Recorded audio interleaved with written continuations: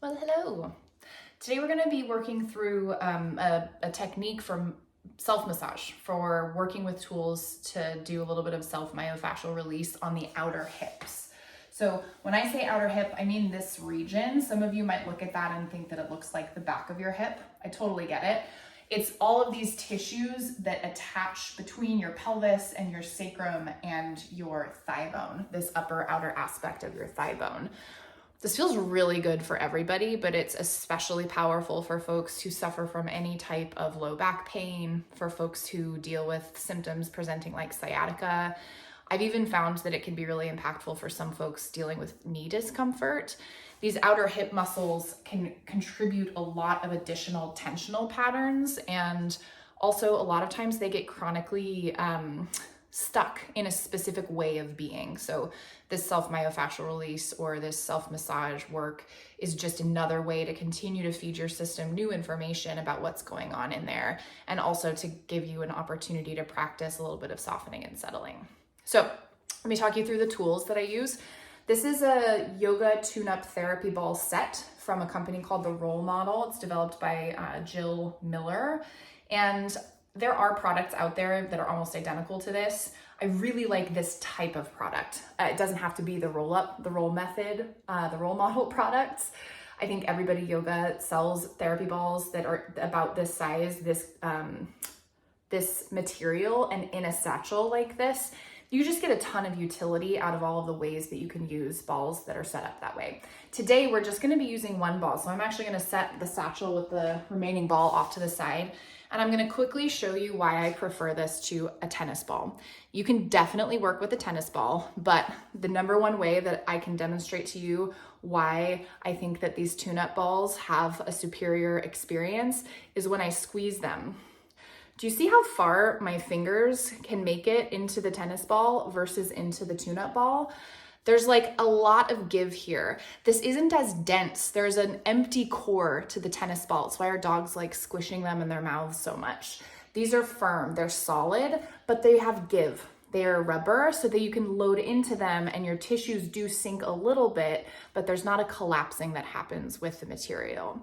So they're denser, they're gonna give you more feedback. They're also grippy.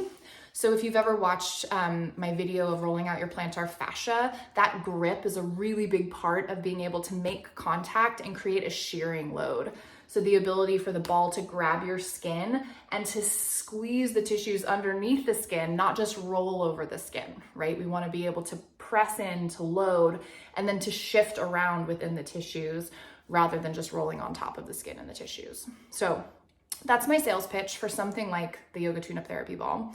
And for this work, I'd recommend having a firm surface to lay on. I recommend the floor if you can comfortably get on and off the floor. It's fine if it's carpeted.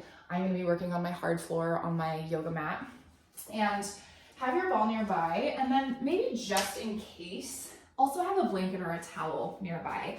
The blanket or the towel is gonna serve as a dampener if the intensity of this work gets to be too much for you, or if you can sense in your nervous system that there's a lot of activation happening just to try to be with the ball. So I'll show you the general setup first, and then I'll stand back up and show you where the ball is gonna be. So you're gonna come to your back with your feet on the floor and your knees bent. This is just your first general starting position. And you can do a little tuck with the tail, like you were rolling to the upper back edge of your pelvis, or almost like you were trying to press your low back into the ground. And then you can do the opposite. You can lift your low back away from the ground and think about reaching your tailbone into the floor, back and forth like that a few times. And really what you're doing is you're kind of rocking and rolling up and down along the length of your sacrum. Your sacrum is the bottommost portion of your spine, and it sits between the two wings of your pelvis at the back. So I will show you on my body. Hopefully my pants don't blend in with the wall behind me. My sacrum is about here. So it's between my two butt cheeks, right? I've got squishy tissue on either side of my sacrum, and you can feel this for yourself. You can probably start to access a sense of a bony structure And for reference, your tailbone is at the very base of your sacrum. So if you were to palpate, if you were to feel your way all the way down to your tailbone, your palm would be on your sacrum. Your ball, and we'll start on the right side, your tune-up ball is gonna live to the squishy tissue, in the squishy tissue to the side of your sacrum.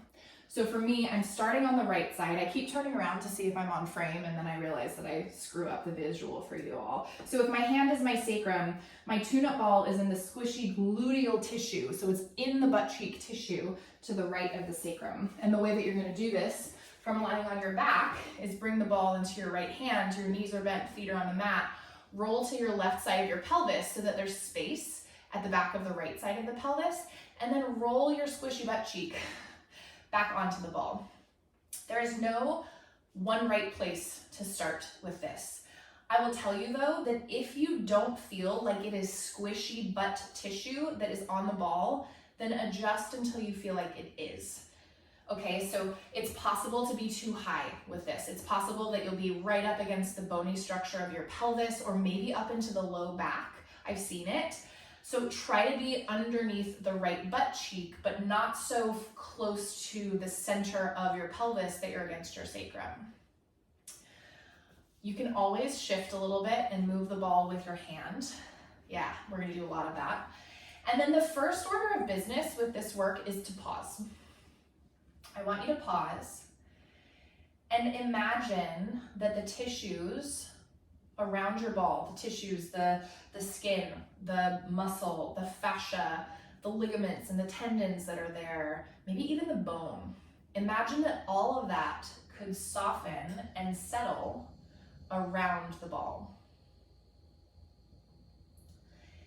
Imagine that with your next 3 rounds of breath, you could send some breath movement into those tissues, as though those tissues could breathe around the ball. I will tell you that this self-myofascial release work presents us an opportunity to explore a lot of sensation, and that it's very human of us to want to understand where our maximum sensory threshold is, meaning it's pretty easy to push ourselves into really high intensity with this work. So there is a little bit of discipline that I want you to play with here. Playing with discipline, that's maybe not the right language to use. Some discipline that I want you to practice with here, of trying to keep the intensity of the sensation low enough that you can comfortably breathe and that you're not clenching anything, because we want to maintain a sense of this softening and suppleness in the tissues around the ball, okay? We're gonna start to explore some movement. The first movement is just a repetition of what we did before. So think about tucking your tail and letting the low back round into the floor. And then do the opposite. Lift your low back away from the floor and reach the tail into the floor. And go back and forth like that a few times. You might feel as though your pelvis is kind of moving around the ball. That's great. A second option for movement is to do a little bit of shimmying again, but this time we're shimmying the pelvis side to side. So think about if you had a tail, what would happen if you wagged your tail over to the right? Yeah, you might start to feel like you're doing a little bit of a side bend on the right side, like the right side of your pelvis was lifting up towards your right armpit, and then wag your tail over to the left. So do the opposite. A little bit to the right. Yeah, a little bit to the left. 2 other ways that I've used to talk about this movement. One is like maybe imagining that you're trying to spiral corkscrew the ball into the floor, one direction and then the other. And then the other one, because I recently watched a little bit of footage of Elvis Presley from, I don't know, the 50s, is this is your Elvis pelvis, right? You're rocking and rolling your pelvis side to side. Another movement that people really like to play with is from your starting position, working with your right leg and letting that right knee open out wide to the right, any amount. And then you can float that knee back towards its starting position. Sort of the half butterfly effect. Yeah. Some people like to take both of their knees over to the right. That's pretty intense for me, so I tread lightly here, but maybe that's something that you find that you can integrate and that feels helpful and interesting to you.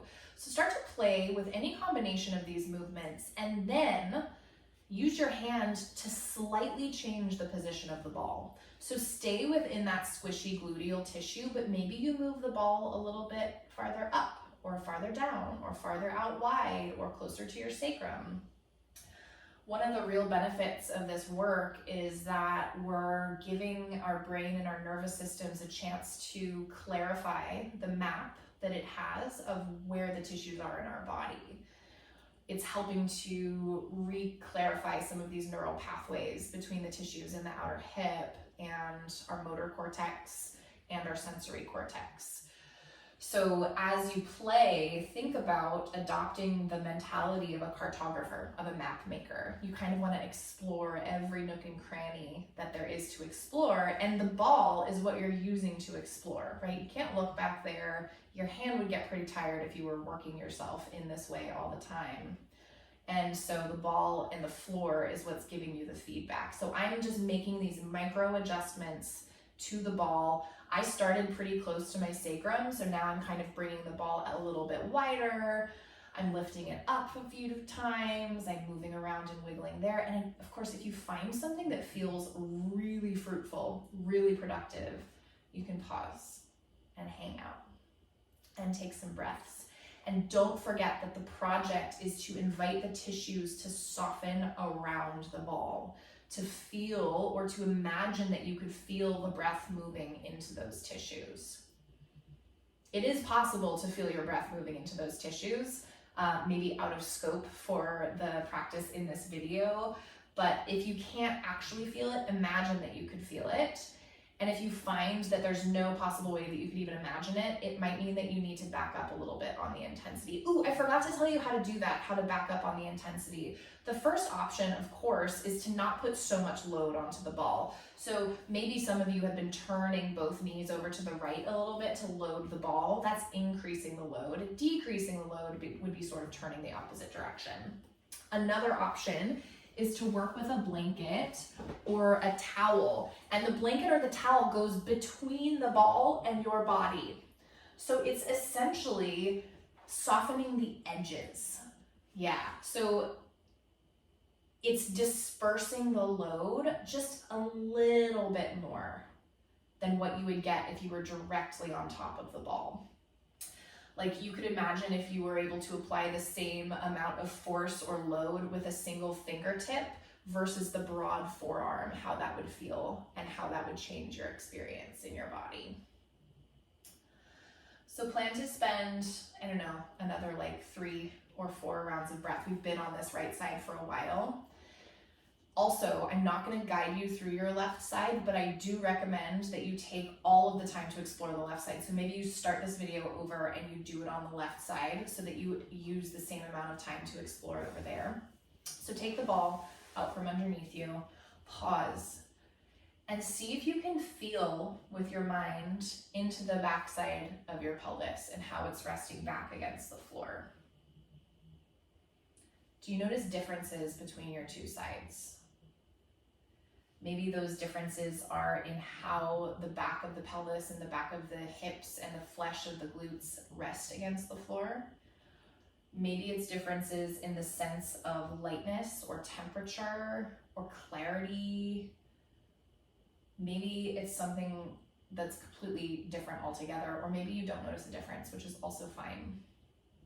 One more thing I invite you to do: walk your feet, heel toe your feet a little bit wider and rest your knees in towards one another and see if there's any sense of difference right to left when you do that. When you're ready, you can grab your ball and start on the left side. Maybe you restart this video over for a little bit of step-by-step guidance. And then once you're done, you can come on up and go about your day. See if you can feel into those outer hips a little bit as you do. Happy rolling.